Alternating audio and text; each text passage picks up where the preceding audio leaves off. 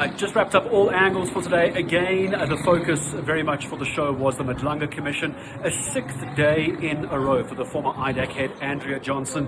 I'm not going to go into too much detail as to what she was talking about because they were touching on a lot of topics. It does look like today is more than likely going to be her last day, but they were primarily just focusing on, during the proceedings, about the National Police Commissioner General Fani Masemola and whether or not IDAC had the legal mandate to charge the commissioners. It had to do with the Medicare 24 contract. We know that there were charges brought against the commissioner. They were going around trying to understand what mandate IDAC was actually using in order to pursue the National Commissioner. But the big news out of the Madlanga Commission today had to do with Suliman Carrim. Just before, rather just after the lunchtime break, it had come out that Suliman Carrim is being ordered to appear on the 14th of August. Remember, on a number of occasions now, he hasn't appeared. His lawyers have been bringing a sick note, and he wasn't able to appear in person. So the 14th of August is when he's been ordered to appear in person. But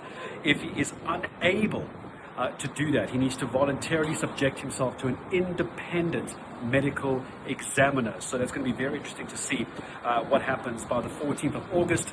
If that examination doesn't take place, Suliman Carrim will have to appear in person. Other big news which came out of the impeachment committee today, by a majority vote, the Section 89 impeachment committee looking into the Phala saga have voted to seek leave to appeal the Western Cape High Court judgment, which, remember, President Ramaphosa had won that judgment a couple of weeks ago, and there was a lot of debate about whether the committee would be looking to appeal that. There was a vote, the majority vote, saying they are going to appeal that High Court ruling. They say this because they are saying that the judgment limits Parliament's constitutional oversight role.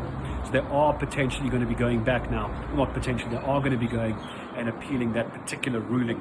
So look up for that story later today here on eNCA.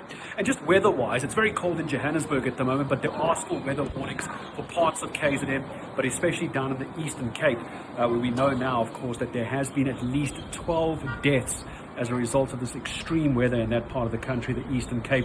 We heard from some truck drivers who've actually been stranded because of road conditions for at least a day, they say. And we also did hear from the IEC final voter registration coming up this weekend.